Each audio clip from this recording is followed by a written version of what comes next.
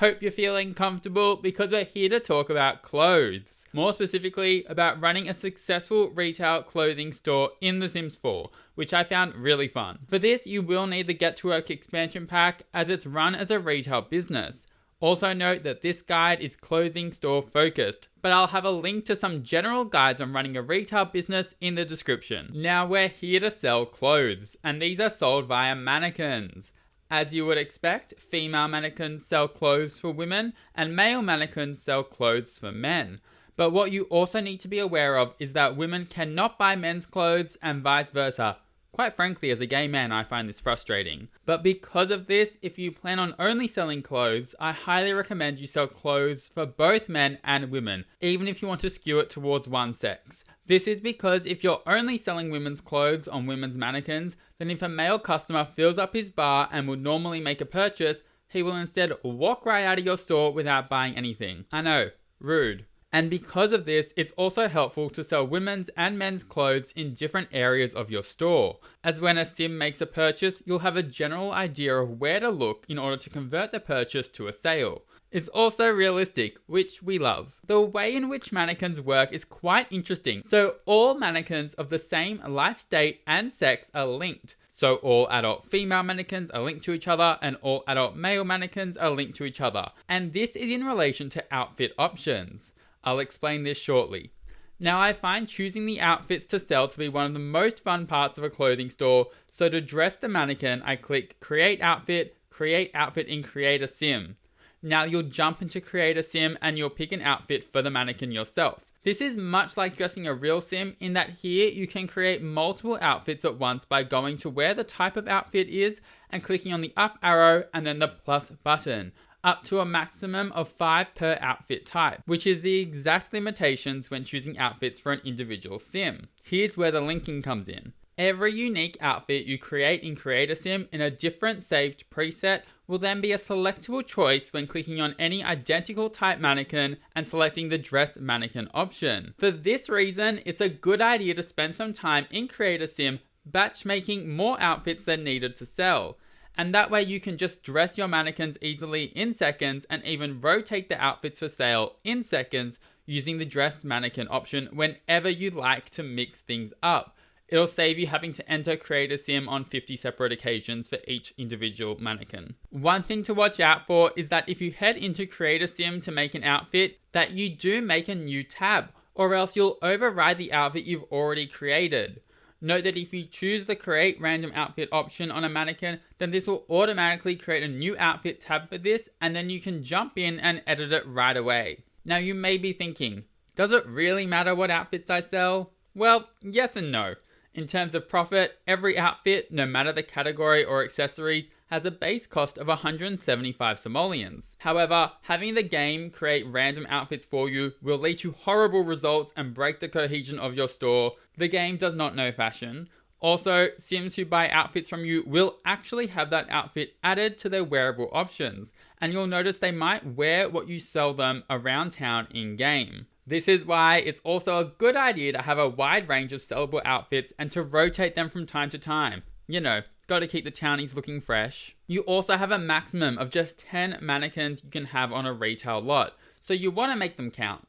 I should also point out the one part of each individual mannequin that is not linked, and that is that each can individually have its muscle, fat, and body proportions altered, which I think is a neat little detail. You'll also notice there's an option on mannequins to change their pose, and this is great to add some variation into your store or ensure the pose matches the outfit. Another thing to keep in mind is the use of platforms, which can really help you set up mannequin displays in your store. And don't forget other objects to set the scene, such as mirrors, shoe racks, and clothing piles. So you may have heard me say that clothes have a 175 simoleon base cost. This means that with a 100% markup, you're selling them for 350 simoleons. And even with the cheaper restocking perk, which lowers the restocking price by 25%, you're still only making a maximum of around 230 simoleons per sale. It's not much, and it's not going to make you rich. Personally, I suggest adding a few expensive choice artworks or sculptures into your store that blend in with the aesthetic and putting them for sale. Of course, you don't have to do this, but it helps immensely with profit without breaking the immersion too much. I must say though, I did find it funny that as I didn't sell kids' clothes, every time a child bought something, it was like, oop, the 10-year-old bought the $5,000 artwork again. Bless the kids for keeping my business going strong. When it comes to buying perks for your business, the best places to start is with faster checkouts, large, and instant restocking. These will speed up sale and restocking processes, making them much easier to keep on top of.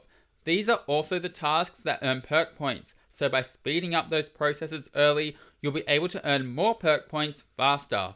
Another great perk to buy is cheaper restocking, which reduces the restocking price by 25%, with the savings directly translating to profits upon making a sale. In addition, the Curious Shoppers and Serious Shoppers perks will help you make more sales passively. There's no right or wrong markup too, but in general, the higher the markup, the more profit per sale, but the harder a sale is to make. I think having this lower towards the beginning when you have less perks and fewer customers as being a good way to go, and then increasing the markup as your store becomes more successful.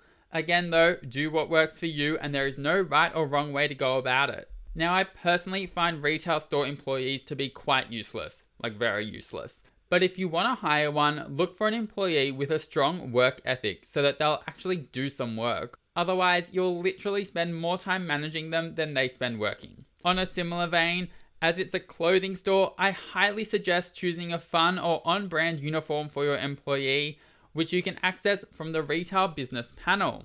Don't forget to add a sign to your store too, as signs will attract more customers to come and check out your business. So this next tip isn't business related, but I think it's super important for your overall game, and that's to think of ways to add more activities to your lot for everyday Sims.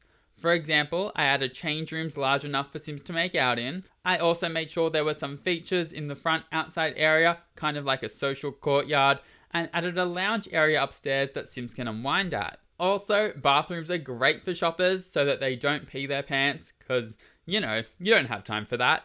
As is a space where your Sims can recharge their needs if they run low. Remember to lock the door to only allow you in. I also added a storage room, which has absolutely no purpose besides me wanting there to be a storage room. While not essential, the Moschino Stuff Pack is a great tie-in for a clothing store as it lets you access more clothing racks and gives you access to the fashion mags. But more importantly, it also comes with the tripod, Fashion Studio subject mark, and backdrop, which enabled me to set up an area in my store where shoppers can take some cute pictures at.